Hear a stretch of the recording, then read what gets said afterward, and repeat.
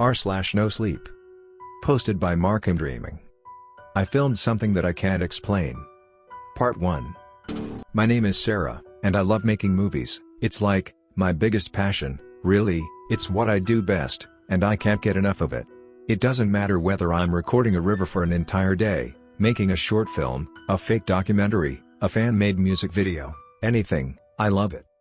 These last few weeks, however, I didn't film anything, which is a lot for me. I've never taken such a long break since I started when I was 6. The thing is, for the first time, I have too much on my mind for making movies. Recently, things around me became kind of weird. I'll roll back a few weeks. For the last year or so, I had been dating this guy, Mark. I'm writing dating in quotes because, well, we never actually did anything an actual couple would do. He was my hookup more than my boyfriend, and we both liked it like that. Nobody really knew about it either. It was really something between us. But before everything went sideways, we were actually thinking about trying to be in an actual couple relationship, which would have been new for both of us. You may be shocked, but at age 20, none of us had been in a relationship. I don't know about him. I think he was dealing with a lot of personal shit, but personally, it was mainly because I had no idea how to interact socially. I don't have friends, just a few classmates that take pity on me and invite me to parties, but no real friends, so a boyfriend or a girlfriend would have been way too much for me. I guess that's why I enjoy sex as much as I do. For me, it's the easiest way to form a human connection. No small talks that I could fail, no questions, just this. I think that's also why Mark was such a good partner for me. He was never that much talkative, and when we did talk, he was easy to talk to. One day, he was hired to babysit a girl. Apparently the pay was good. He went the first night, and things went well as far as I know.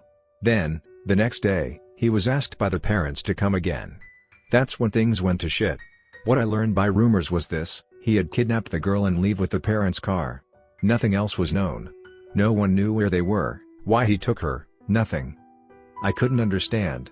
Sure, I didn't know Mark that well, but after an entire year of sex, you'll think you know that the person you do it with is not a pedophile or some child murderer.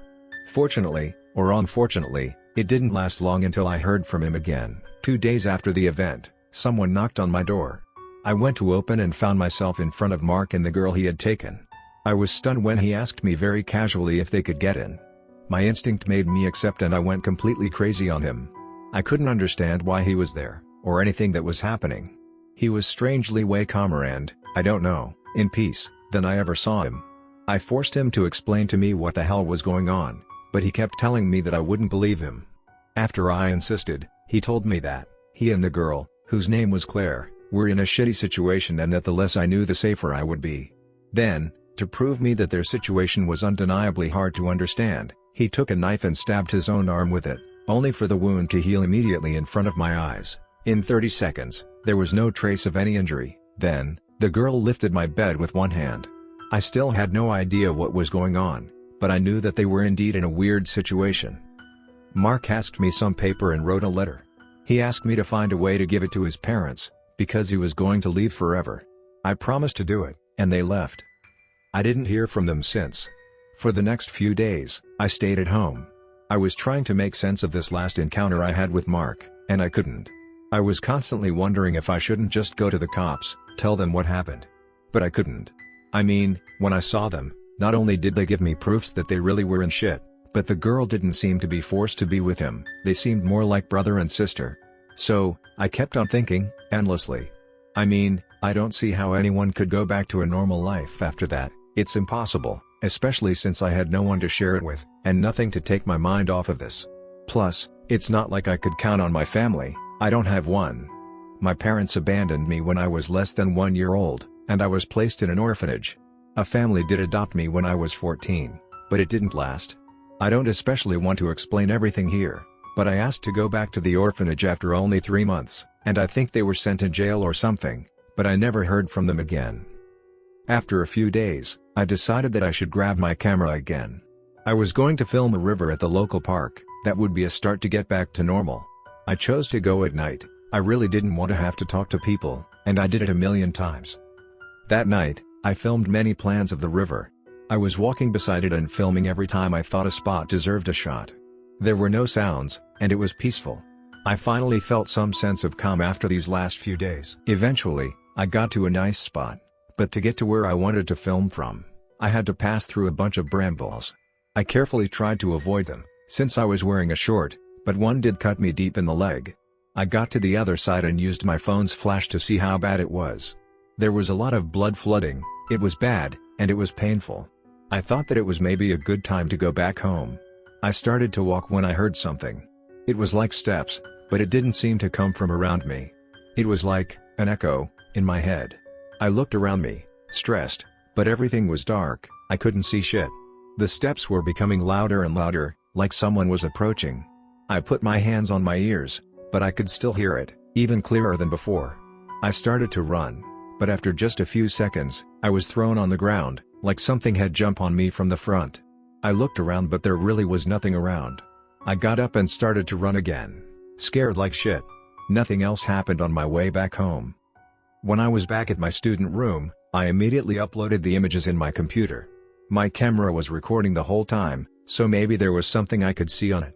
I opened the video that I took while I had been attacked, I guess, and was surprised to see that it was completely black. It was indeed dark in the park, but I was using my flash, so that wasn't it. The image was just black. However, there was sound. I turned up the volume to the maximum and approached my ear closer to the speakers. I could hear a low breathing.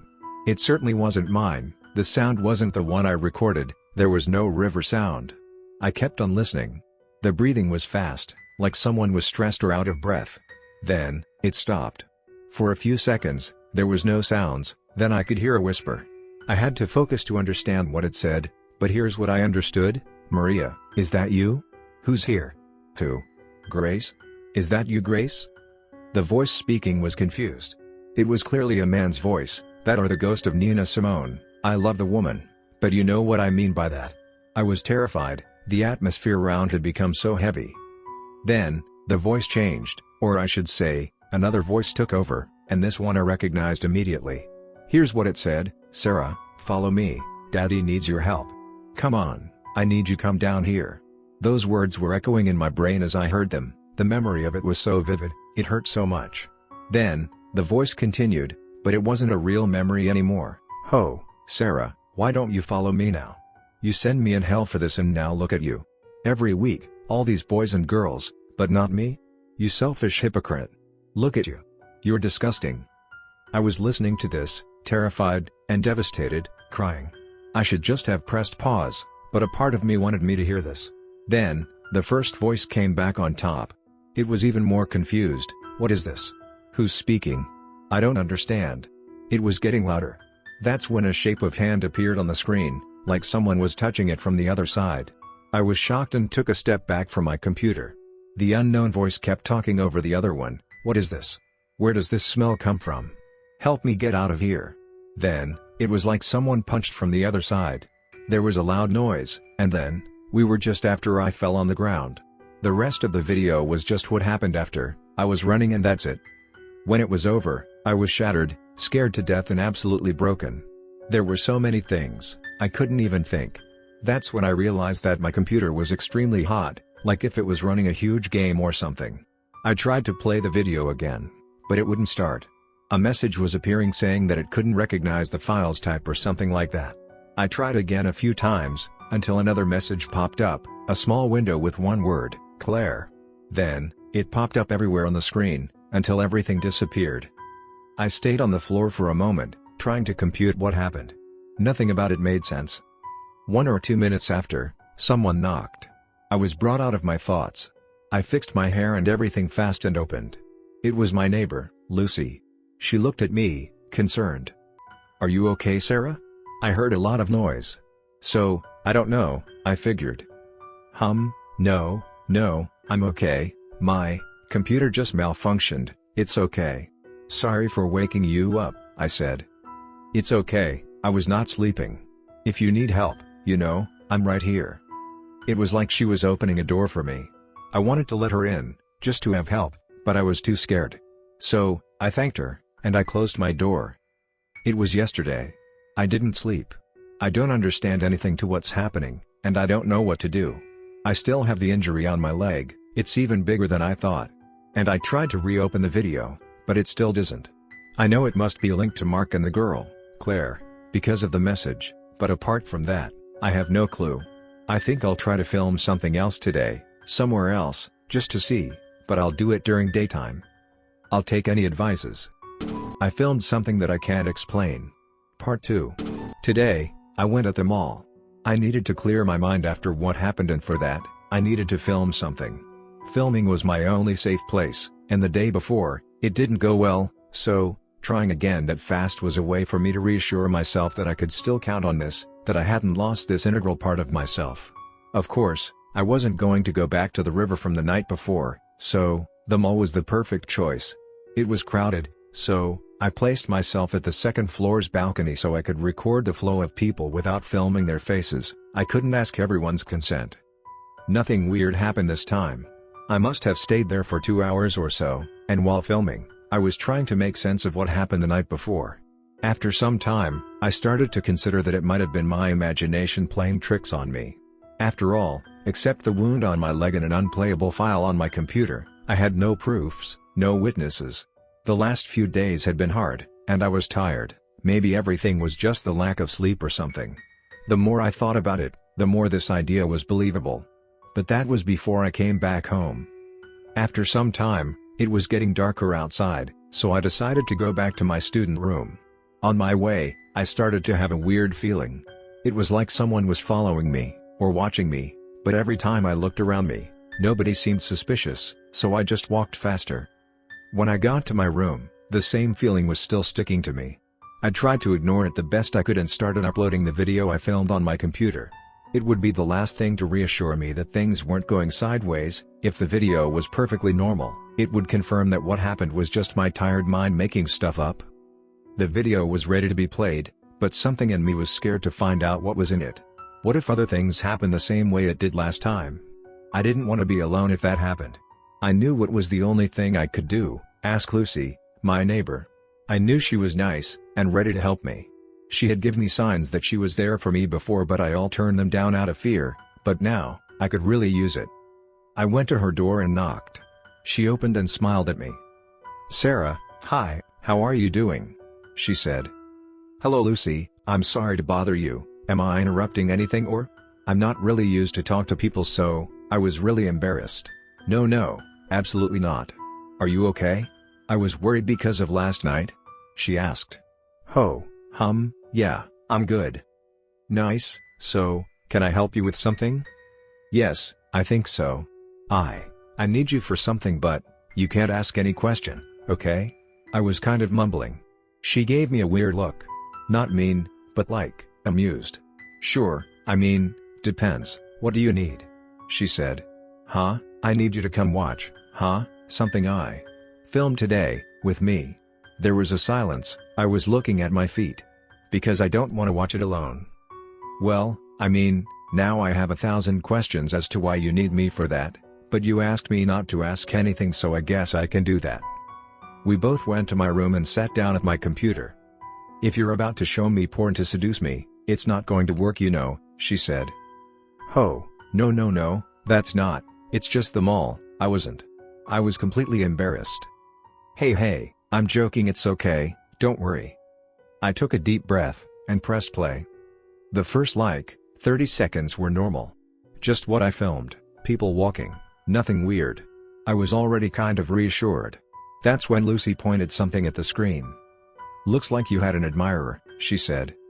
I looked at what she was pointing at. It was a man, in his 30s I would say, standing in the middle of the crowd, staring at me. He was completely still. One thing was sure, this guy wasn't there when I filmed. I was constantly looking, and I would have noticed him, especially since he was standing there for a few minutes. He wasn't exactly blending in. That was creepy. I was already glad Lucy was there. We watched for a few more minutes, when suddenly, the video went to black, just like yesterday.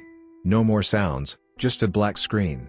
Lucy said that it seemed like my camera had a bug or something, but she was cut off by a voice. The same voice I could again recognize with its first words. It sent chill down my spine. "Sarah, come help Daddy in the basement, I need you again. Come on, you know you like it. You want it. Come help me Sarah, I need you. Don't pretend like you don't want it." The voice was just the same, I didn't understand how it was there, but I couldn't forget it. I cried silently. It was here again.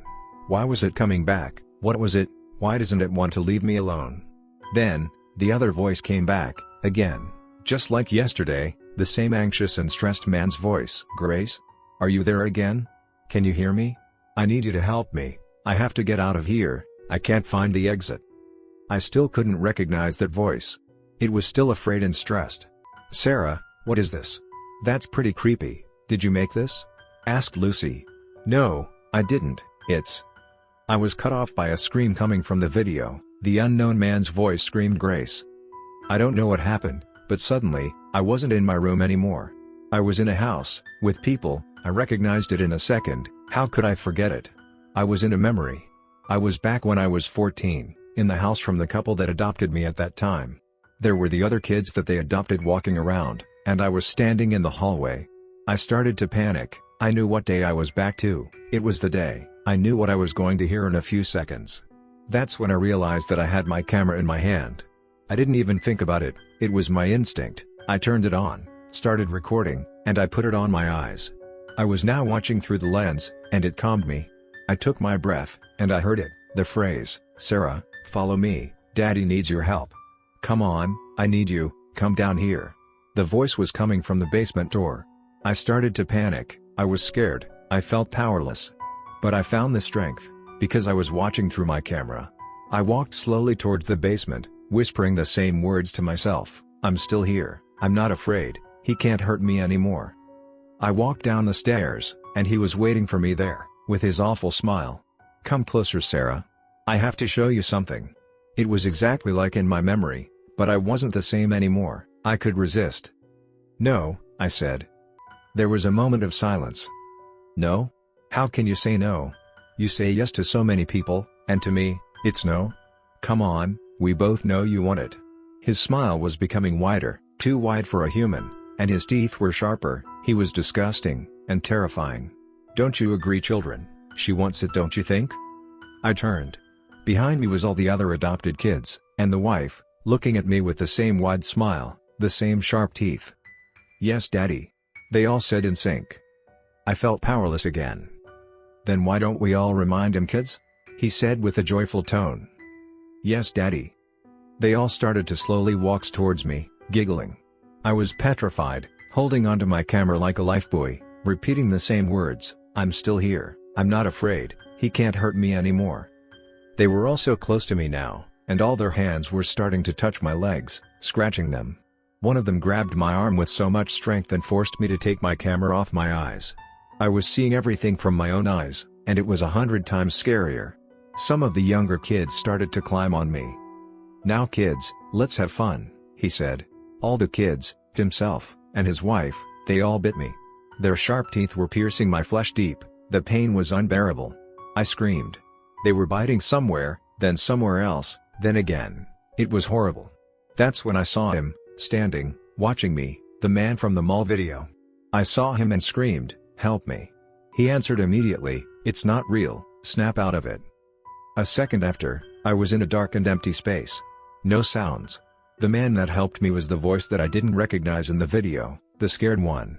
I was out of the memory, but my whole body was still covered in bites that were bleeding a lot and extremely painful. I still had my camera recording, so I immediately put it on my eyes again. I looked around for a little bit, when he appeared, the unknown man. He looked scared. Grace, you're here. I need you.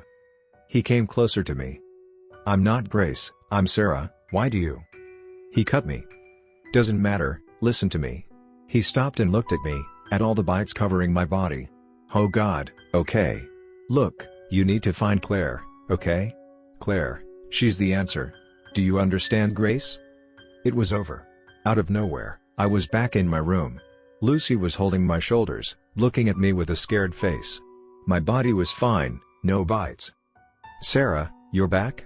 She asked. Yeah, I'm still here. I was having trouble forming a phrase. What the hell was that? I don't know, what happened? I asked, mumbling.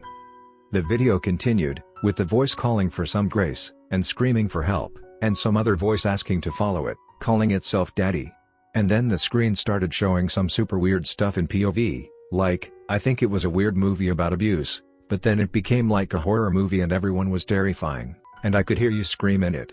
And you were like, in a trance. Your eyes were all white and you were repeating, 'I'm still here' or 'Find Claire.'"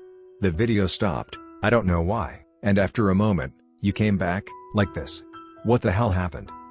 I looked at what she was pointing and realized the bite the kids have left me were real. I was covered in them, bleeding. The pain came back when I realized what was happening to me, it was real. I didn't answer immediately. I tried to replay the video, but the same error as the night before appeared, the file type was unrecognizable. "It can't be played again," I checked, she said. "Why?" I asked. "I verified the file's information to see if you weren't pulling some sort of weird prank." "And what's your conclusion?" "I don't fucking know what the hell this is, but I don't think it's a prank, because the information I found indicate that this is raw footage filmed today coming straight from your camera, it wasn't modified, so." "Do you believe me?" I asked. "What am I supposed to believe you about?" Her question was fair. "I don't know."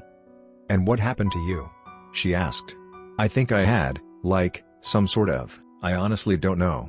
But what you saw on the screen, that was my POV, that's what was happening to me I think." "What do you mean?"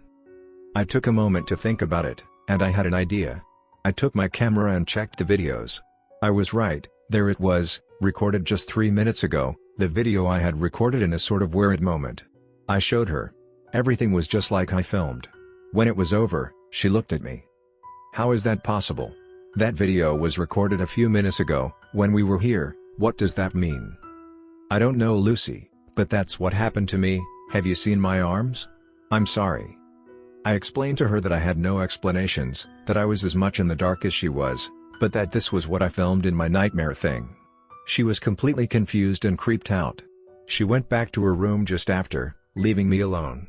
I decided to keep the video on my camera, as it seemed to be able to be played multiple times without getting corrupted or something so. After that, I got in my bed and didn't move for like 5 minutes. I had no idea what was happening to me. Then, someone knocked on my door. I opened, only to find Lucy, holding a mattress and a blanket. She looked embarrassed. "Can I sleep with you tonight?" she mumbled. "I mean, in your room, you know, I got my own mattress here so." I felt a small sense of warmth around me. I let her in and she installed her stuff in silence. She also took a first aid kit from her room and started to put some bandages on my wounds. They were deep and painful, but I was a bit relieved to have them actually. These in the video recorded just minutes ago was the proof that it wasn't just a nightmare, whatever had happened was real. I turned off the lights and we stayed silent for a few seconds. "Do you want to talk about it or?" I asked. "Tomorrow, right now, I'm sleeping," she said. I am now in my room. Lucy is sleeping, but I felt the need to share what happened here. I don't know what to think, but this is getting scarier and scarier. I'm answering questions. I filmed something that I can't explain. Part 3. Weirdly enough, considering what happened that evening, I slept better than I had in a while last night. I mean, thinking about it, it's actually easy to understand, because for the first time in a while, I wasn't alone. We weren't talking at all, but Lucy's presence was so heartwarming. Today, we woke up late, I think 11 a.m. or so. We were both still pretty shook up by what happened, especially since Lucy had even less explanations or context as I did. She served a small breakfast for us. I could see she was still internalizing and processing a lot because she wasn't talking much and had a way more closed face than usual, but she still couldn't contain her natural kindness. We were eating breakfast when she finally broke the silence. "I think I'm ready for some more explanations now, if you have some," she said calmly. I considered what to tell her, how to tell her, in what order. I was myself in the dark about so many things, but I didn't know what was the sort of nightmare that I recorded the evening before, or who was Claire. I hesitated a bit, but whatever was happening, I knew I needed help, and I couldn't get her help if I wasn't honest with her. I took a deep breath, and I started by explaining the real memory that was behind what she saw that I recorded. My memory from when I was 14. It wasn't easy. I never opened up that much and so honestly about what happened that time, even to the cops or the psychiatrist that I had to see after. I told her everything, in details. I talked about all the love when I first arrived in the family, the gifts, the recurring hugs that I was too young to understand the meaning of, all the other kids in the family that looked so broken, the slow change of behavior from the couple, all those small things. the details that stuck with me for all these years. I told her about that day, the day it all fell apart, that afternoon where he called me to the basement to help him. I explained the shock, the pain, the shame, the clothes I was wearing, the look the wife had, the shape of the ceiling, the smell of the basement, the meal they served to everyone after, all the details that never left my head. When I was finished explaining, I wasn't even crying. I wanted to, but it didn't come. The shame was back so strong, it was suffocating me. Lucy looked shocked. She wasn't saying anything, her eyes were filled with tears that she couldn't stop from falling down her face. I was looking down at my feet, I didn't know what to say now. I thought maybe I made a mistake by telling her about this, maybe she wouldn't talk to me anymore, maybe she was disgusted. That's when she formed a phrase that I didn't expect to hear. "Sarah, do you think I can hug you? I understand if you don't want, I want to hug you, but, I don't." She was mumbling. I looked at her face, and I had no hesitation as to what my answer would be. "Yes. Hug me," I said. It felt so warm, so comfortable, I hadn't felt like this in a while. "You'll be okay, Sarah," she said while holding me. Those words echoed in my brain, and then, I cried. These were good tears. It felt like I was getting rid of a burden, of a guilt that was following me, even just for a moment. Eventually, we separated. There was a silence. "Maybe I could make us some coffee, don't you think?" she said. I had a little laugh. "Yes, I think that would be nice." She brought 2 hot coffees. I know I still had something else to tell her. I had to talk about what happened with Mark. I prepared her by explaining that what I was about to explain was going to sound crazy, and I told her everything about my last encounter with him and Claire, explaining that the unknown man that appeared in the 2 videos seemed to be looking for Claire, saying that she was the solution. Of course she had heard rumors about the 2 missing. When I was done, she looked like she was a bit perplexed. "So, do you believe me?" I asked. She gave me a look that I couldn't really interpret. It was weird, but funny. "I would really like to tell you that I believe you entirely, but if I'm being honest, I'm not entirely sure yet. However, considering what I saw so far, it doesn't sound that crazy now," she explained. She then smiled at me. "I guess we have to find them now, don't you think?" she said. "So you believe me?" I asked again. "I don't believe you, but I know you need help, so, what is wrong with looking for them?" She looked at me with a smile. "Plus, What? Well, I finally get to spend time with you." With that, she got out of my room to go get her PC. I smiled. She was making me feel weirdly good. I didn't know how to describe the feeling, but it's like, being with her was comforting. She came back minutes later. "So, how do we find them?" I was caught off guard by her question. I told her that I already tried to contact Mark through his phone number, but that he probably threw away his phone or at least changed the number because I had no answers. "Well, that's not a good start," she said. "But, they're a 20-year-old guy and a 9-year-old girl traveling alone, maybe that caught someone's attention at some point, that may have posted it online? I don't know, if they don't do anything crazy, I doubt we'll find anything." We took a few seconds to think about it, when a sound broke the silence. It was the noise of my camera shooting a picture. 3 times, 3 pictures. Lucy and I exchanged a look, and I immediately grabbed it to look at what had been captured. She got up and sat beside me. Our legs and arms touched, which kind of embarrassed me, but not in a bad way. I just wasn't expecting it. I opened the gallery and there were 3 new pictures, captured just now. I pressed to look at each of them. The 3 were black images, but I could see that they had a lot of digital noise on them. I had to play with the settings to increase the visibility of the noise, and it formed a text on all 3 of them. The first one said "there," the second one said "it," and the third one "Mulberry." It didn't actually say Mulberry, it said the name of a small town that was little more than an hour from us, but I changed the name so to not reveal my or their localization. We looked at each other. "I think I believe you more and more," she said. "Who do you think sent us that sign?" I asked. "Huh?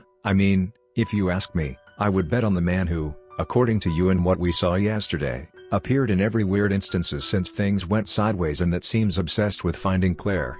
But what do I know, am I right?" She was speaking ironically, her tone was so laid back, it felt reassuring to have her goofing around a little. "Do you think we should go?" She made her thinking hard face that I was already starting to get used to. She had a very expressive face. "Honestly, I think we should, yes. It's not far from here, it's worth a try.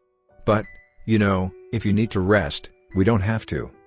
No, you're right, it's not far, let's do this, I said. It wasn't a very risky move. Mulberry wasn't far so we could go and come back easily with a bus. I knew the town already, and it wasn't big, so, if Mark and that Claire were actually there, it shouldn't be hard to find them. Okie dokie then. If we want to be able to get back here before sunrise if we don't find anything, I think we shouldn't wait too much, so I'll go pack a few things and meet you here, okay? Yeah, that's good. I dressed and took my stuff. Before leaving, I thought it was best to take my camera. Whatever were those strange phenomena, my camera clearly showed that she was more than useful. I took a few more SD cards and charged batteries too. We got out of the building and started to walk to the bus stop. About 3 minutes later, something completely stupid came back to me. We were both students. "Lucy," I exclaimed. I could see I surprised her a bit so I calmed myself before talking again. Sorry, I just thought, don't you have class today? I mean I know I don't, but don't you? I heard the finals for occupational therapy are pretty difficult so. She first gave me a look of disbelief mixed with a bit of her thinking face, then she let out a laugh. "I'm sorry, are you worried about my finals right now?" she asked with a smile. "I mean, a bit, I don't want you to fail because of me." "You're sweet. Don't worry, I was going to fail those anyway, I wasn't ready." "Oh, okay," I said. "Plus, I wasn't going to miss our first trip together." She was smiling. I was surprised by those last words of her. I knew she was playing, so I decided to gut in her game. "Lucy, tell me, are you currently flirting with me?" I asked confidently. She looked at me in surprise. "Well, and to say I was thinking I was the one leading this until now," she said. "So, are you?" I insisted. "Well, I don't understand your question, and I won't respond to it." We both smiled and kept on walking. We arrived at the bus stop and got in. The drive was going to take something like an hour and 20 minutes and the bus was almost empty, so I decided to take some rest and sleep a little bit. Lucy reassured me that she'll stay aware and wake me up when we get there. I fell asleep pretty fast, the movements of the bus were helping. That's when things took a bad turn again. I opened my eyes and found myself where I left in my nightmare the evening before, in that basement with all the kids with their long fingers, sharp nails, wide smiles, pointy teeth, all biting me everywhere with the dad encouraging them with a crazy laugh. I screamed for help. I was alone and terrified again. Then, he appeared again, the unknown man. This time I didn't have to ask for his help, he immediately walked towards me and placed his hands on each side of my head. In a second it was just me and him, still in the basement, but all the kids and the couple were gone. He looked at me and all the bites that were bleeding and seemed very concerned. "Grace, listen to me, we got to get you out of here as fast as possible," he said. I took a second to put my camera back on my eye so I could see everything through it, feeling protected. "I'm not Grace, who are you?" I asked him. All of a sudden, he put his hand on my mouth and made me sign to stay silent. We started to hear heavy steps coming from upstairs. Not long after, a voice started to speak. It was a sinister but playful voice. "Where are you, Sarah? Come back and face me, it's the only way. I'll get to you eventually," it said, giggling between each phrase. The man that was helping me showed me a door that was close by and made me sign to follow him. In my memories, this door was just a closet, but when he opened it, it led to a dark and big empty space. "The door is probably not far, follow me," he said. We ran. I didn't understand much of what was happening. Eventually, we found a door. It was a nice wooden door, but it was covered in claw marks. The man looked behind us. We could hear a beast-like scream approaching from the distance. The man grabbed my shoulders. "Grace, it's not safe here, the more you're here the more he gains power over you, you must stay away from here." "But, it's a dream. Isn't it?" I finally said. "No, listen, I don't know exactly where we are, but it's real, it's not in your head, what you see here, it exists." The scream were getting closer. "But who are you?" "You don't have time, he's weak, but that doesn't mean he's not dangerous, you need to leave now, find Claire," he said. Then, he opened the door and pushed me in it. In a second, I was back to myself in the bus. But I found myself holding Lucy's arm, with my mouth open trying to get to her hand while she was holding me back. I stopped myself immediately. She understood what happened easily, apparently my eyes turned to white, but this time I was having a wide smile and I tried to bite her, while my wounds from yesterday opened again out of nowhere. I looked at it and it was indeed bleeding again. Probably because of the kids that bit me again when it started. I apologized and explained to her everything that I lived on my side this time while she was posing new bandages on my now reopened injuries. After that, we both checked my camera and, as expected, the footage of what happened was on it. She watched it and looked concerned. "What is it?" I asked. "Nothing, it's just. I'm playing cool but it's honestly getting scarier as it goes, so, I'm a bit worried, that's it." After a few more minutes, we arrived at Mulberry. After the events of the bus, we were hoping very strong that we'll find Mark and Claire. We started wandering randomly. As I said, it's not a big town so, we were hoping to find them easily. While we were walking, I saw that she was hiding her hand in her sleeve, and I saw that there was blood running down her finger. I understood that, while I was away wherever it was, I actually succeeded to bite her in the arm and that she chose to hide it from me. I was about to ask her about it when something caught my eye. On a parking lot, I recognized a car. It was the car they had when they came to me that time. It was the only car on the parking lot. I showed it to Lucy and told her that was their car. We approached slowly. Then we got to the other side of it and they were here. They both screamed of surprise and Lucy and I screamed too, because they were drinking blood. Both of them had a blood bag in their hand and were drinking out of it. "What the fuck, Mark?" I shouted.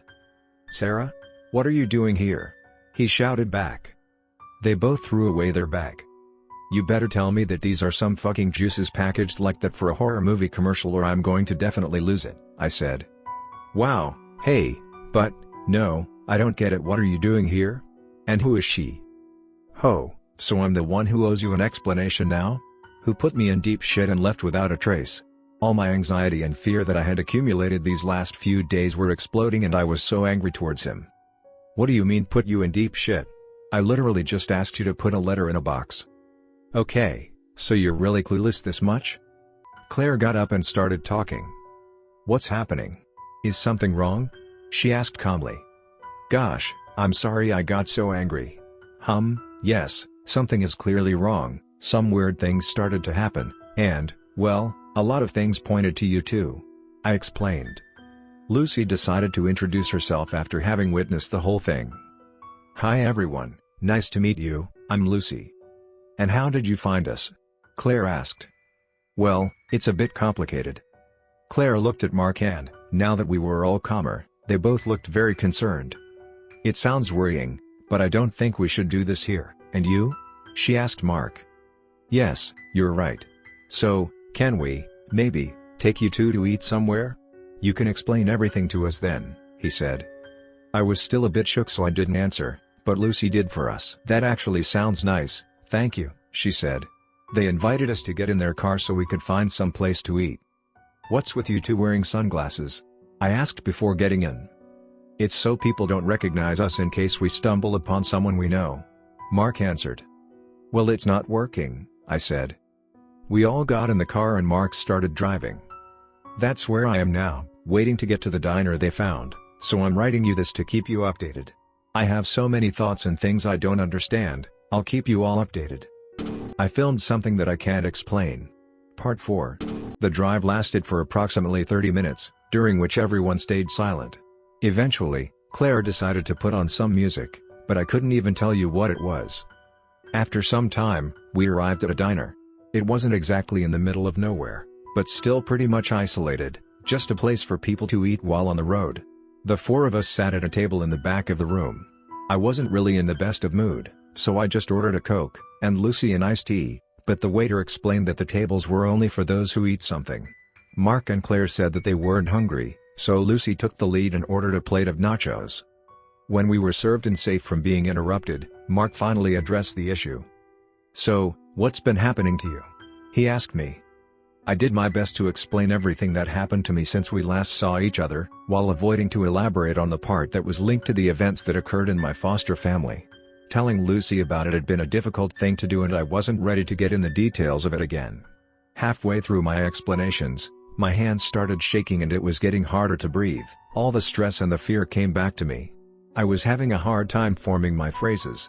Then, I felt a hand on my leg. Not a grip or a scratch, just a soft and small touch, and it all stopped. I felt safer. I looked at it, of course it was Lucy's. I moved my eyes to her face. She looked at me with a concerned and hesitating expression. She nodded her head, asking me without talking if what she was doing was okay. I nodded back at her and grasped her hand strongly, like a rope preventing me from falling. I finished explaining the rest of it. When I was done, Mark and Claire exchanged a concerned look. "Well, I can't tell you that we understand entirely what's happening to you, but we do know some things that you mentioned," said Mark. "I think we have no choice but to tell you about what happened to us before helping you, because there is a few things that you need to know first," continued Claire. "We're all open," I said. They then proceeded to tell me their story, and I couldn't believe what they were telling me. All of it seemed so impossible. Here's a summary of what they told us. As I mentioned in my first post, it all began when Mark was hired to babysit Claire.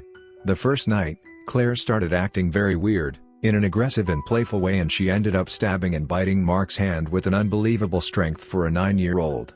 He then spent the rest of the evening locked in the bathroom while Claire was tormenting him from the other side of the room, and she talked to him about a story that only he was supposed to know and that he never told anyone about. That story was something that had happened when he was 11 on a school field trip to a nature reserve. He and a classmate named Martin were arguing beside a river that had a very strong flow, and things took a bad turn when his classmate fell in the river and was immediately taken away. 11-year-old Mark panicked and never revealed to anyone that he was with him when he fell, feeling that without their argument, Martin would have been okay. As time passed, Martin was never found, and the consequences of Mark revealing what happened were becoming bigger and bigger, but his guilt was growing too as he watched his family hoping to see him again and spending money on private investigator and slowly getting more and more desperate. He had been carrying that guilt ever since. When the evening ended, he got back to his home completely baffled by what happened, and he slowly started to feel very different. When he woke up the next morning, he found that the bite from the night before was already healing very fast. He also started to feel new things when he began to smell the scent of the people around him, and that his instinct was pushing him to taste them. Later, he went back to babysit Claire, decided to understand what happened to him. That's when he suddenly collapsed on the floor, and that Claire gave him his first sip of blood from a blood bag and that it healed him in a second. After that, Claire explained him what happened to her. 2 years before, she had been bitten by some sort of evil entity while wandering alone in the museum where her mom worked. From there she started to have the same urges that Mark was discovering, and she also stopped aging, making her actually 11 years old now. Basically, they both were some sort of vampire-like creatures. The problem was that they kept being haunted by the same entity that transformed Claire and that seemed to be able to possess them. That's what happened when Claire acted aggressively the first night. That wasn't her. Apparently, while being possessed, they were thrown in a dark empty space where they sometimes stumbled upon different doors. That entity, that they discovered was named Vessel, was apparently preying on the guilt and misery of people who had some, turning them like this so that they would be consumed by their guilt for eternity. So, both of them being conscious of their situation, they decided to leave and to go to the nature reserve from Mark's memories, as apparently Vessel had let out hints that he might have survived, or that something more than drowning had happened to him. This is a long story, so I'll make it even simpler. They ended up finding Martin, still alive after 9 years, locked in a man's small house in the middle of the reserve. He seemed to have been used as a bloodstock all these years by the man that lived there, and that was the same kind of creatures that they were now. While at this man's house, they had a pretty violent encounter with Vessel, who took possession of the man. But Claire apparently succeeded to enter the dark place full of doors and to get Vessel out of the man's body, momently neutralizing him. They then saved Martin from his nightmare, and he got back after all these years, forgiving Mark and promising to never tell anyone about them. Their last move had been to go back to Claire's mom's history museum, as, through their numerous interactions with him, they had reasons to believe that the key to get rid of him must have been there. They had to put a pretty hard fight but succeeded to beat him by apparently burning a book mentioning him. That was supposedly what allowed him to still exist. They then decided to spend the rest of their eternity traveling the world, searching for a way to die, as none of them wished to stay alive forever. Their story was way more detailed than that, but this is a summary. Apparently, he also posted it somewhere in here. Their story seemed to be tied to mine strongly, just by the dark and empty space with doors that I had myself been in. After they finished, we all stayed silent for a moment, processing. Lucy is the one who broke the silence. "I'm sorry for asking, but, from what I understand, that realm of doors is something that only people like you two access, so, I mean, how is it that she's been in it too?" she asked. "Well, we don't exactly have everything about that realm figured out, so I don't really know, but this is intriguing, and pretty worrying," especially the sort of beast/human that seems to be hunting you when you get there," said Mark. "I have an idea, but it might be dangerous. I can't promise that this will solve anything," said Claire. "What is it?" I immediately jumped on the opportunity. "Well, it requires that you go back to that realm, but this time I'll be coming with you. I developed that ability, and if I'm coming with you, maybe I can sort things out, or just understand things better," she said. I thought about it, but really, I already knew my answer. "I'm in," I said. "Do you think you can do it now?" asked Mark. Claire smiled at him. "Yes, Mark, I practiced a bit while you were out trying to hit on girls in bars," she answered. "You practiced? Why haven't you tell me about this?" he said. "I mean, have you seen the state you're in when you come back? We're not supposed to be affected by alcohol at all, so the fact that you're even a little bit nauseous is very worrying," Claire said. "Yeah, right." Mark was surrendering. "So, how does this work?" I asked. "Well, I'm gonna need you to give me your hands, and I'll be taking us there. You shouldn't be under any possession because I'm the one dragging you in, so it should be okay, but, as Mark said, we don't understand everything yet, so, just in case, Mark will be protecting Lucy if you snap." Claire was speaking with a lot of confidence, which was pretty reassuring. "I mean, if Mark can help you on something else, I can protect myself, you know," said Lucy. "Sorry, Lucy, but I'm not so sure," said Mark. "Well, why?" asked Lucy, confused. "The blood coming from the bite on your arm that you're trying to hide, it smells good," answered Claire. I didn't get the chance to talk to her about it since I noticed that she was hiding it earlier. "I saw it back at Mulberry. I'm so sorry, Lucy," I apologized. "It's okay, Sarah, I know it wasn't you. But now that we're on the topic, 2 questions very fast. Should I be worried about becoming like you two now, and also, should I be scared that one of you is going to snap because of it?" She was letting out what she was probably wondering for a moment now. "Well, first, you don't seem to be experiencing anything that we've been through, and as far as we know, even with all the weird things that she's experiencing, Sarah is not like us either, so I think you're good. Second, we just drank a blood bag each so we're not thirsty right now, but still, if you could cover it with some bandages or something, it would be very appreciated." Mark was speaking calmly. I could feel that him and Claire took the situation very seriously, and it was scary, sure, but also comforting. Lucy took out some of the bandages she packed and covered her wound. Claire tied up her hair for some reason that I didn't get and placed herself right in front of me. She gave me her hands and I grabbed them. "Now, we close our eyes," she said. "Claire," Lucy said. "Huh? Be careful, you too, okay?" She looked very worried. "Don't worry." Claire closed her eyes, and I followed her. I took a deep breath. I was trying to relax, thinking to myself that I had to go in, but it felt hard. I was trying to focus harder when I heard Claire. "Sarah? You can open your eyes, we got there," she said. I looked around me. We were back to my memory, at the beginning of it. The hallway of the house, the other adopted kids walking around, the basement door open. Claire looked around as I immediately grabbed my camera to watch everything through the lens. "Now that's weird. Where are we? It's supposed to be dark and empty, what's this?" she asked. I hesitated. I willingly adapted what I told them because I didn't want to tell them everything about this, but right now, I had no choice. "It's a memory, from when I was 14, I said. "Has this happened the other times you've been here?" she asked. "Yes, it's always starting in the house." "Why didn't you tell us about this, Sarah?" She was a bit confused. "Just watch what happens, you'll understand," I said. A few seconds later, as expected, the voice resonated from the basement. "Sarah, follow me, Daddy needs your help. Come on, I need you, come down here." This time, I didn't move, I stayed there.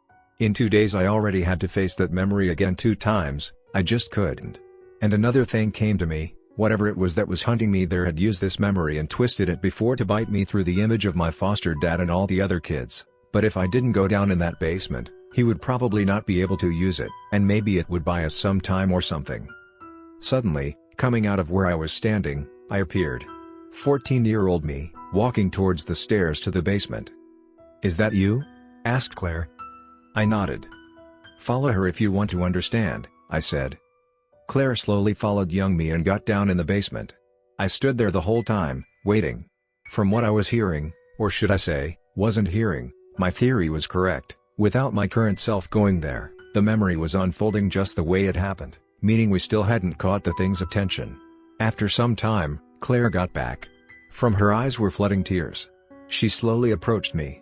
When she was close to me, she could only mumble a few words. "I'm sorry, Sarah." I looked at her and suddenly remembered her young age. "I'm sorry you had to see it," I answered. So much emotions in a small amount of times was a bit confusing for her, I think, because she was a bit lost, but she eventually got back on her feet and I realized how strong she was. "Come on, follow me," she said, walking towards the front door. We went through and were in the dark space again. We wandered around for a bit. "It's weird that we didn't see the man you told us about yet, or the thing that's hunting you," she said. Eventually we found two doors close from each other. I knew the first one. It was the wooden door covered in scratch in which the man pushed me earlier that got me back to myself in the bus. The second one was smaller, but in better condition. It was like it had just been renovated. It looked like a door you'll find in a rich people's house. "What are those?" I asked. "That's our doors, yours, and mine." I made sure that they were close from each other. "What do you mean our doors?" "As far as I understand it for now, your door is the safest and more efficient way to get in and out of here." "So, mine is the one covered in scratch? I saw it before," I asked. "That's right," Claire answered. "And whose doors are these one?" I pointed to other doors that had appeared not far from us while we were talking. She looked at them and smiled. "The thick metallic one is Mark's. As for the one in glass, I never saw it, but I can feel that it's Lucy's," she said. "Why are these here?" I asked her. "Because they're worried for us." A part of Mark's mind instinctively latched itself to the two of us when we went here. For Lucy, however. "What?" "Well, Mark having a door that manifests itself here is not shocking. He's transformed. We have a natural connection to this place, but for Lucy to manifest a door here, let's just say that if I were you, I would be flattered." We kept on walking for a few seconds when we finally heard it. In the distance, a scream, an enraged scream. Claire instinctively pushed me behind her and started to look all around us. We couldn't see it, but now we knew it was here and it was coming. Suddenly, I felt a hand on my shoulder. I turned and he was back, the unknown man. "There you are you okay?" he asked. Claire turned and looked at him in disbelief. "You? What are you doing here?" she asked him. "Who is he?" I immediately asked. "That's the man from the reserve. The one that had took Martin, the boy who went missing," she said. "Look, I don't know why, but you remember when you got in here and chased Vessel out of me?" he said to Claire. "Well, I never got back to my body, I'm stuck here since. I can't find my door anymore." "What?" Claire was clearly confused. "At first, I was alone in here. But not long after, he came back here." "Who came back? Do you know who's that thing?" Claire was keeping her distance with the man. "I wasn't sure at first, but now I'm convinced it's him. It's Vessel." "What? That's not possible. Mark and we erased him, he's gone. Plus, I know him, that's not his style, chasing people like an animal, screaming. He plays with his victims, I don't know how to say it, but he's witty." Claire was talking to herself as much as she was answering to the man. "I know, I had a lot of time to analyze him. He's changed. You didn't erase him, but you certainly made him weak, but way more aggressive and dangerous. He's not as smart and playful as before, it's like he lost his somewhat human part." Claire was thinking. "What about me? Why am I involved?" I asked. I needed to know. "I think he's looking to possess someone to get out of this place through someone else, and my door is nowhere to be seen. So he started to look for someone else and you were the most connected to this place he could find, so he kept dragging you here." He explained me this as we heard more screams getting closer. "How am I connected to this place? I'm nothing like you two, nobody bit me." I was stressing out. The man had a weird look. "You're connected to this place because you're my daughter. You're half like me." I had no words. That was the last answer I expected to hear. I was going to ask him more when Claire started talking again. "Okay, he's getting closer, we need to move fast. Last time Mark and I really got to him by finding a little kid in here. He was crying, said his name was Vessel. If we can find him again, we could at least disturb him enough as to make him even weaker. I think that was his human part, we need to find him." "Kid, I've been here for days, and I didn't see anything like that," the man said. "What, but he..." She stopped. Of course. He lost his human part, he got rid of it. That's why he's so beast-like. That's a big problem. Claire looked more worried than ever. The screams were getting closer and closer. I turned my head and saw a door that wasn't there before. It was white, with a few stickers of stars and other stuff, but the most unusual thing about it was that the lock was completely smashed and broken and that the door was slightly open. "Claire, what's this one?" I said, pointing the door. "I saw this door a few times, it disappears the second I get closer to it," said the man. Claire took a few seconds to look at it. "Sarah, you said that what you shot with your camera here is saved in your camera and can be watched after?" she asked. "Yes. I have an idea, but I need you to give me your camera for it." Claire looked at me. "I'll take care of it, I promise." I gave it to her. She took a deep breath and started to walk calmly towards the door. She slowly opened it more. There was nothing but more darkness on the other side of it. Claire took a picture of the inside of the door and got back to us immediately. She gave me back my camera. "He's coming, you can't stay here longer, you need to leave," the man shouted. In the distance he appeared. Sharp teeth, long thin arms, pointy fingers, claws, horrible smile. His terrifying figure was now moving faster and approaching us. He finally articulated some words. "Little lady. There you are," he screamed. His voice sounded like how a raven would speak. Claire looked terrified and started shaking. "Shouldn't we get back to the door, Claire?" I panicked. "I can't move," she whispered, her eyes filled with tears. The thing was getting way too close, he was going to get us if we didn't move. "Come on, move," the man shouted. Claire had guided us all this time and she already did so much, I knew I had to help her. I immediately grabbed her and carried her on my back. I ran to our doors. Claire found the strength to open hers and to step through it, and I got through mine just after giving one last look to the man that just told me he was my father as he was himself running away.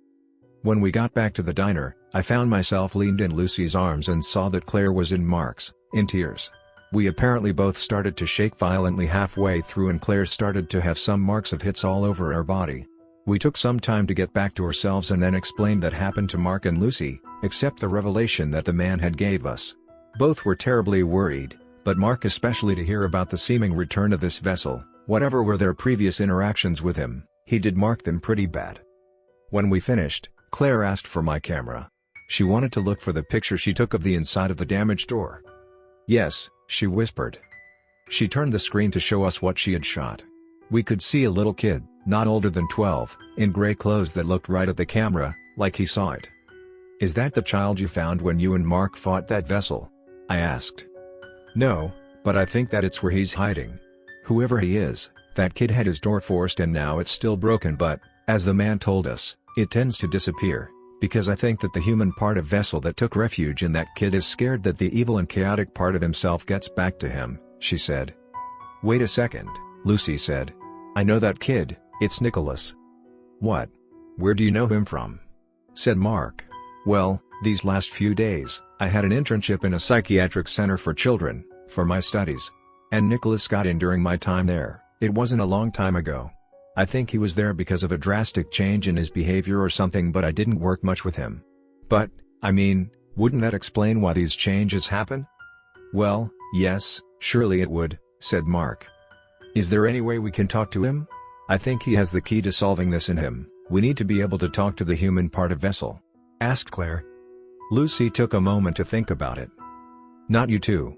I can still get a moment to talk with him, as I still am allowed to visit the patients of the center because of my studies, and I could make Sarah pass as my classmate, but, you two, not only Claire isn't believable as a student, but it's too risky to have you come back home." We kept on talking, and we made up a plan. The four of us will drive to the center, Mark and Claire will stay in the car as me and Lucy will go find Nicholas to see if he can be of any help. Mark and Claire were ready to go now, but we had to remember them that Lucy and I needed to sleep, which apparently, they don't have to do anymore. We decided that we'll all spend the night in the car and leave in the morning. Before going to sleep, I took a moment outside of the car, just to think. I was still processing everything that I learned today. Eventually, Mark got out too. "So, you found yourself someone?" he said. "What?" "Lucy, she's nice. You're cute together." He smiled at me. I felt my whole face turn red. "Well, nothing is official yet, so," I answered. Isn't it? He said, with a laugh. What about you? I asked. Well, I haven't really thought about that lately. Claire seemed to say you were actively looking for someone, I said. God, that's not the same thing. But, who knows, maybe I have a soulmate somewhere. We'll see. On that note, I got back in the car and leaned beside Lucy. She was warm, it felt good. I'm writing this in the middle of the night as I'm unable to find some sleep. I'll keep everyone updated of how it goes tomorrow. I filmed something that I can't explain. Part 5. Last night, after posting the last update, I couldn't find any sleep. Not only because that back seat was probably the less comfortable one on the car market, nor because Mark and Claire were talking loudly outside, or not even because, as heartwarming and comforting as Lucy's presence beside me was, I hadn't slept so close to someone in forever. No, I could have gotten over all this easily. But one thing was keeping me awake, running through my head endlessly. When Claire took me to the Doors realm, that's its name now, and that we encountered what was, just a few hours before, still an unknown man that helped me to get so far, I learned so many things. At first, Claire recognized him as the man that captured Mark's childhood classmate, Martin, 11 years ago, and that had locked him in his house for all this time, until a few days ago, Mark and she saved him. That man then explained to her that, since their last encounter, he had been stuck in this place and couldn't find his door anymore. Upon further talking, they came to the conclusion that the beast that was hunting me in the Doors realm was what was left of the entity that they thought they had destroyed, Vessel. But that he had got rid of his human part that was nowhere to be seen there, and without it, he was less smart, but he was also free of what allowed them to hurt him the first time. We then stumbled upon a door that had been forced and was slightly open. Claire succeeded to take a shot of the inside of the door thanks to my camera, that later revealed a young boy who Lucy recognized when she saw it as a patient in a youth psychiatric center in which she lately had an internship for her studies, Nicholas. Claire and Mark thought strongly that Vessel's human part had took refuge in that boy. Our plan was now the following: Lucy and I would get in the center to talk to Nicholas, since she was authorized to enter it for school purposes, and try to figure things out. But the thing that was really keeping me awake and thinking was this: while on the Doors realm, the man had revealed to me that he was my biological father, and that it was the reason I was connected to that place as much. I was half like him. I couldn't ask him more as we had to move fast. We didn't mention that to Mark and Lucy when we got back. Claire understood that I probably didn't want to say that right after learning about it. That revelation had me wondering so many things. I never knew anything about my biological parents. I was left at the door of the orphanage where I spent most of my life when I was 1 year old. So many questions were popping in my head each second. Who was my mom? Where was she? Why did they abandon me? What were the consequences of me being half like them? I didn't even know where to begin. And this also meant that my real father had kidnapped a 9-year-old and kept him alive as his bloodstock for years, and that was absolutely chilling to consider, and at the same time, I couldn't get all the things he did to help me so far out of my head. All of it was so confusing. So, do you want to talk about it? I was brought out of my agitated mind by Lucy's tired voice. She was lying behind me, and I turned to face her. I didn't think our faces would be that close. Our lips were probably 4/5 centimeters away from each other. I immediately told my mind to shut up and stop thinking about that. Our eyes locked. I never noticed how deep the iris of her eyes were. I'm sorry, did I wake you up? I asked her. No, I just can't sleep, she answered. Do you want to talk about it? I returned her question. She sighed. I hate it, but I gotta admit, this is a pretty creepy situation to be thrown in out of nowhere. I'm so sorry I dragged you into this, Lucy. I felt bad. Don't be, I kinda asked for it, I don't regret it. He's my father. I felt a sudden need to tell her about it. At least that's what he said, the man in the Doors realm, Martin's captor. She looked confused. I elaborated, making sure that she had the full picture. At the end, she stayed silent. What do you think about it? I asked. That it's just getting creepier, she said. That wasn't a crazy answer, but surely not what I expected. How so? I asked. Isn't something really starts to bug you in all this? She answered. I mean, yes, thousands, but, I said, ironically. Yes, of course, but, I mean, don't you think everything is a bit too tied together?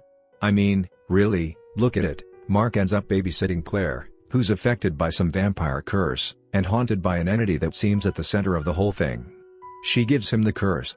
They leave together to investigate about Mark's dark secret and ends up saving his old classmate from a man that has the same condition as them and used him for years. They then fight the entity and hurt it so bad that it breaks itself apart from its human part, which somehow finds shelter in a boy that I, the neighbor of Mark's sex friend, already knew. And now, the man that held Martin captive happens to be the biological father of the hookup of the ancient classmate of that same Martin he kidnapped. That classmate comes back to save him, and they end up locking the man in the door's realm, which will eventually lead him to encounter his daughter, you.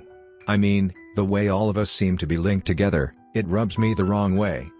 I never thought of it until now. She was right, those constant connections tying everything together, it was creepy. I'm sorry you have to be involved, really. I knew I was repeating myself, but I really felt guilty. Hey, I already told you it was okay, I chose this. You're not responsible of my actions, Sarah. I felt her hand slowly touching mine under the thin plaid we shared. Plus, it's not all bad. You can leave anytime you want, Lucy. I won't be mad, you know, I said.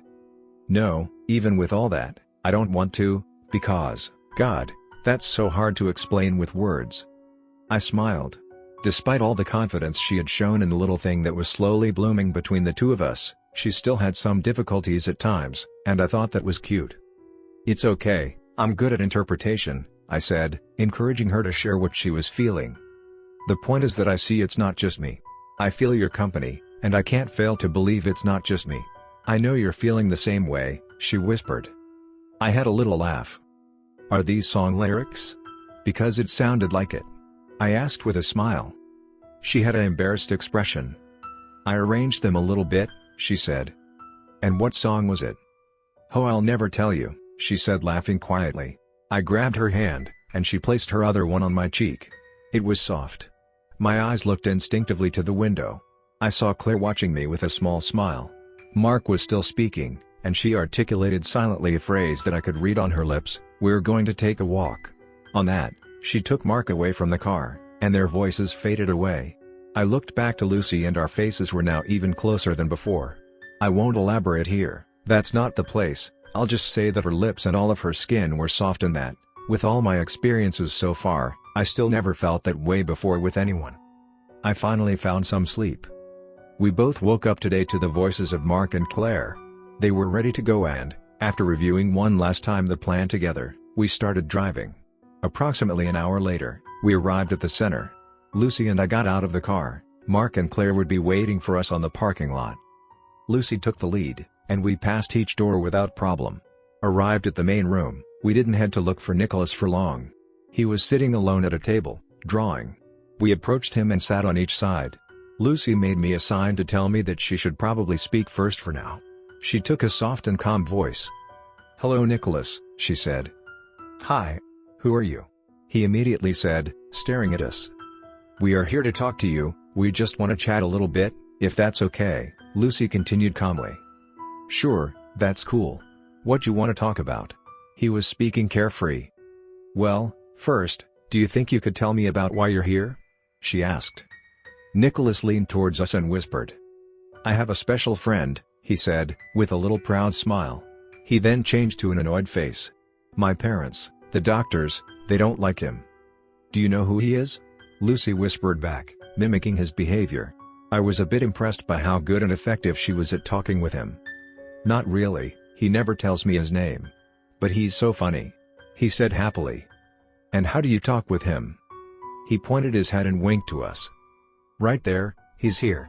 He says he can't find his door. I don't really understand that, so, sometimes, I allow him to use mine, just a bit, because, when we're doing that, I'm in a dark place, and sometimes I hear scary noise, so he never do it long.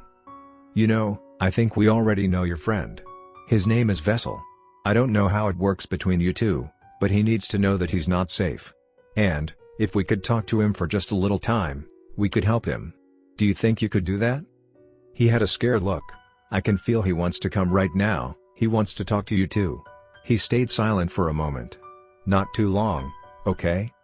Suddenly, his expression changed. He looked terrified. He stared at us. "Hello, Mrs. I don't understand, why do you say I'm in danger?" His voice was shaking, but also very formal. Lucy looked at me a bit lost, clearly expressing that it was now my turn. Hello Vessel. Well, you can't stay in Nicholas, it's not safe, you should. I stopped when I saw that Lucy was looking me dead in the eye with that exact expression, ===. I understood that I probably wasn't very smart in my approach. She took the lead again, which I thought was probably a better choice anyway.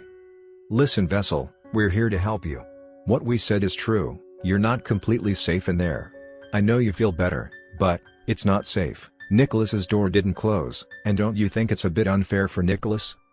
You're probably correct, said Vessel. But listen, we're not going to ask you to just leave. No, we'll find a solution together, okay? But for that, we'll need you to join us, Lucy said. How can I do that? I don't want to go back to the dark place, there's the beast, and, if she gets back, I'll be mean and alone again. Lucy thought for a moment. Well, you're gonna wait at the door, and when you'll hear 3 knocks on the other side, you'll go out. It will be us, so you won't be alone, and we'll find a solution, okay? She asked. You will be here? He asked, pointing his finger to Lucy. Well, Sarah here, and another friend will, she said. Vessel looked worried, but he accepted. We then instructed him to let Nicholas back in. Lucy explained to Nicholas that he was going to lose his friend, but that everything will be better and that he'll be safer. We left the center after that. We got back to the car and explained what happened to Mark and Claire. Claire agreed to take us back to the door's realm, as we were convinced that the key to solve all this was there, and that now that we had access to that new part of Vessel, this could be the moment to fix everything. We drove to an isolated place on the side of a lonely road. Claire and I were getting ready to enter the door's realm when Lucy made a request. I want to come with you. I have to. She was a bit hesitating but decided. Why is that? Asked Claire. Vessel, or, we could call him young Vessel, well, he's scared, terrified even. You too, I don't think he'll be great at dealing with him, but I think I can help. If I'm there, he'll be way more trusting I think. She was speaking with confidence. From what I saw at the center earlier, she had a point. Do you think you can make it? Mark asked Claire. I should be able to, I'm more worried about her. Lucy, I can take you there, but you'll be in more danger than us. You're entirely human, you're not supposed to go there in the first place, so I think that you'll be way more affected if something gets to you in any way, Claire said. It's okay, just, send me back here if there's any risk of me getting hurt. Fine, so, are you two readies then? Lucy and I nodded yes. Claire gave a look to Mark, and he nodded too. The 3 of us held hands and closed our eyes. A few seconds later, we were back in the hallway of my foster home, like each time before. I knew I was going to hear it at any moment, my foster dad calling me downstairs. Claire and Lucy both already saw that memory play out in some way. Lucy immediately held my hand. Sarah, Claire didn't know what to say. We heard it. Sarah, Daddy needs your help, come down here. It sent chills down my spine. Sarah, we can just leave, okay? Said Claire. But when she tried to open the front door, it was unmovable. I knew what it was. Claire, I think we can't leave the house until the memory plays out, I said. Well, then, we can just wait here, can't we? You don't have to face it, said Lucy. Stay there, you two, I'm going to fix this, I said. I felt confident, more than ever before. But Sarah. Claire started. Only come if I ask you to, in case something wrong happens. With that, I headed towards the stairs to the basement. His voice kept calling me, come on, faster, Daddy needs you. I slowly walked down the stairs, each step's getting me closer to the moment that followed me for years. I finally walked down the last step. He was standing there, with his awful smile, just like that day. Come closer, I have to show you something, he said. I looked at him. Now, in front of him, I wasn't scared anymore, all I felt was sadness, pride and pity.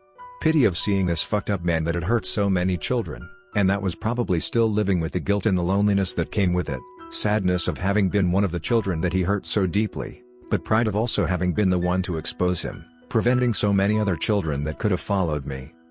No, I said. His expression became annoyed. Is that what you said to Lucy? He said. I closed my eyes, and images of last night flashed in my head. I knew he just gave me the strength to beat him. I opened them and slowly walked towards him. He smiled and opened his arms. I put my hands on his chest and he looked surprised. I looked him in the eyes. I'm sorry for you, but from now on, you'll really be alone. "'Cause I'm not scared of you, you don't define me," I said calmly. With that, he disappeared, and with him, the whole house faded. Soon we were in the dark space. Lucy and Claire looked at me, concerned. "I'm good," I said. I turned my head to Lucy. "I promise." We walked around for a few minutes, looking for Nicola's broken door. We knew it wasn't appearing as easily as the other ones. Eventually, we encountered the man that captured the Martin, the one who told me he was my biological father. He looked at us. "You're there. Did you find a plan?" he asked, out of breath. "The beginning of one," said Claire. "How much time will it take you?" "Why?" asked Claire. "He's really not far, I've been running away from him, you can't take too much time or—" He was cut off by a loud scream. The beast, Vessel's violent and cruel part, was already close. Immediately, we could see it running towards us. If we didn't move fast, he'll get us, but we had to find Nicola's door. The man looked at us with a panicked face, which slowly morphed into a desperate one. He looked down and whispered a few words to himself. He lifted his head and looked right at me. "Your mom's name is Debbie, and she's the sweetest person I ever knew," he said. He then turned his head to Claire. "Whatever it is that you have to do it now." He turned to face the beast that was approaching, running on all fours, and started to head towards it. He soon found himself in front of it and it immediately pierced his chest with its long claws. The man screamed with pain, and shouted one last thing to us, "Come on, do your thing." I realized I didn't know his name. The three of us started to run randomly, looking all around for Nicola's door while the beast was taking care of the man. At some point, Lucy shouted, "Is that it?" She was pointing Nicola's door. Claire and I came to her. Then, Claire started to walk slowly towards the door. We knew we had to move fast, as the man will eventually stop interesting the beast, but we also knew that if we weren't careful, the door would disappear. Claire finally reached the door and knocked 3 times.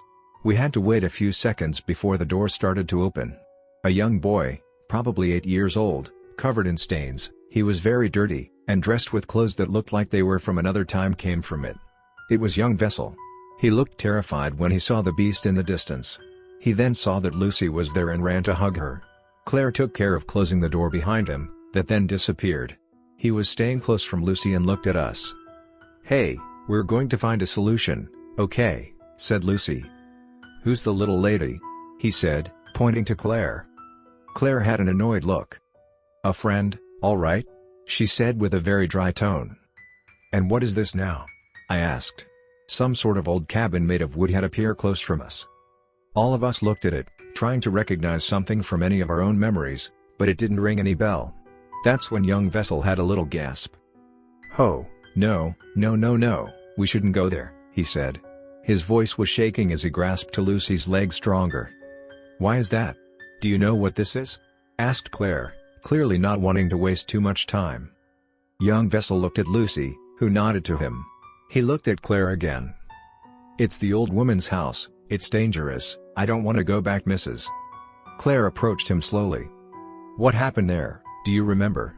she asked him. He hid a bit more behind Lucy. "It was a long time ago, I think, I don't remember. I know Mother told me not to go in the forest alone, I shouldn't have, I know, I'm very sorry. But I went, and then, I saw the house. I got inside, I thought it was abandoned. I touched a few things, but not too much, I swear. But the old woman, she was there, I didn't know she was living there, but she saw me, and then she asked me if I had friends, but I didn't, so I told her I did not, and she asked me a lot of questions, and she started to say weird things. I felt weird, it hurt. And then I got here, in this scary place. I could never open my own door, and I was all alone, and it was horrible. But then, not long ago, my door finally reopened, and I saw 2 people that I didn't recognize, but they left fast. After that, my door cracked and exploded, and the beast came out of it. It was scary, and I ran until I found Nicola's door. So, it's dangerous inside." All of us looked at each other wondering what to do. Lucy looked to him. "Well, if it all started there, maybe we can solve everything there too, don't you think?" she said. "And we'll be with you, so, you won't be alone." He looked a bit worried, as Claire seemed clearly eager to move. He eventually accepted and we all started to walk towards the cabin. We walked the few steps. The wood was rotten, covered in moss and lichen in places. Claire opened the door, and we got inside. It was filthy, dark, the only light coming from the dirty windows, which was weird, as it was supposed to be dark outside. Looking at it again, we could see a forest at daytime on the other side of the glass. We waited in silence for a few seconds, wondering when something will happen. It didn't take long. All of a sudden, a closet located at the back of the room opened slowly. We could see an old hand with thin fingers and dirty nails holding it from the inside. All of us got closer to each other. A deep and heavy breath was suddenly heard coming from the inside of that closet. The door opened more, revealing an old lady. She was short, and excessively thin. It was like she only had skin covering her bones and no internal organs. Her nails were long and pointy, and she was wearing a simple, dirty robe, looked handmade. She had a wide smile on her face that was revealing perfectly white teeth that seemed completely out of character, looking at the rest of her body. She walked out of the closet and stared at each of us. She was reacting to our presence, which meant that was not the memory playing out. She then noticed young Vessel hiding behind Lucy. Her smile became wider, her jaw clenched more, making her face look way more sinister. "There you finally are. Long have I waited." Her voice was the one you'd expect from an old lady, but with a more twisted tone to it. "But you're not the whole thing. Let's get him." She stood straighter and all her bones made a cracking sound. She lifted an arm and her finger elongated. She shook her hand a little. Suddenly, the beast appeared in the middle of the room, and it looked terrified by the old woman. It was trying to move but was like stuck by invisible ties. The woman was looking straight at it with an even creepier smile than before. "Now, let's get to the good part. We're going to get rid of this." She made another hand move in its direction. The beast progressively took the form of a young man, probably in his late 20s. He finally fell on the floor. He was sitting there, dark circles around his eyes. He was dressed simply but pretty elegant. He looked extremely tired, his eyes were looking at the ground. He seemed out of breath. His face had an angry but exhausted expression. We were now in the presence of the other Vessel, that had his entire rage and curse taken away from him. "You," Claire said. The man looked up to her and had a face of surprise. "Claire? What are you doing here?" he asked. They both looked surprised. "Well," said the old woman. "You took your sweet time, didn't you, Vessel?" He looked up to her with his angry expression coming back. "You've done more than I could ever hope you to, even refusing to die," she continued. She was smiling, clearly mocking him. "Now tell me, now that it's out of you." She leaned towards him. "How do you feel about everything you've done?" He looked so devastated. She laughed. Vessel started to look at us and noticed young Vessel standing behind Lucy. He seemed shocked to see him. He somehow found the strength to get up on his feet and slowly walk towards him. Young Vessel came out of behind Lucy a little bit. Vessel got down to his level. He had a slight smile on his face. "God, how young was I?" He presented his hand, and young Vessel held it. "How could I forget you? I'm sorry, little one. I think it started because I wanted to protect you. Can't say I did a great job." "Come on, Vessel, you know it's time now. I can't wait to enjoy everything you gathered for all this time," said the old lady, still giggling. Her face had a creepy look to it. Vessel looked down to his feet. "It's time for us to go, my friend," he said to young Vessel. "Are we going to die?" he asked, his eyes filling with tears. "I think so," Vessel answered calmly, his face showing 1,000 regrets. "But, I don't want to die," he said, crying. "I know," Vessel said. He got up and stayed silent for a moment. He then turned his head towards Claire. "For what it's worth. I'm really sorry, little lady. You're really impressive, you know," he said. He then turned towards the old woman and addressed us one last phrase. "You can leave now, it will be okay, but be fast." Claire and I started to go back to the entrance door. Young Vessel was crying. Lucy looked confused. I called her, telling her to hurry. She had a panicked look. She finally leaned towards young Vessel and whispered something in his ear. She then looked at him as he stopped crying. "You understand?" she asked him. He nodded yes. On this she followed us. The three of us started to run to find our doors. I asked Lucy what she said to young Vessel, but she answered that she just reassured him. Eventually, we found ourselves in front of our doors, and I had the surprise to see that the claw marks and scratches on my door had faded away. We looked at each other. Lucy looked at the cabin one last time, and we all went through our doors. We came back to the car. Mark was out of breath. We weren't at the spot we were before. Apparently, a severe storm had started to form around us and he had to drive us away. It suddenly stopped less than a minute before we came back and he could stop. We explained everything that had happened to us. After talking a bit about everything, we understood that everything was now probably back to normal. Mark and Claire accepted to drive us back to our place, understanding that this time, we'll probably never see each other again. Lucy and I were on the back seat and I couldn't help but notice that she still looked a bit worried. I asked us what was wrong, but she assured me that it was fine. A few minutes passed and she still had that same anxious expression. Eventually, she looked at the window and let out a small gasp that I was the only one to hear. I looked at her. A little smile formed on her face and quietly said, "I knew it," and winked to the window. "Are you sure you're fine?" I asked, pretending I hadn't seen that. She smiled at me, a peaceful, warm and beautiful smile, and held my hand. "Yeah, it really is now. I'm good," she answered. I'm in the car as I'm posting this. I think it'll be my last update, at least I hope so. It's crazy how so many insane and fucked up shit I've been through these last few days, and yet, I've never felt so good. In a way, I think this is the best thing that ever happened to me, at least, when I look at the person sitting beside me, that's how I feel. Thanks to those who followed me.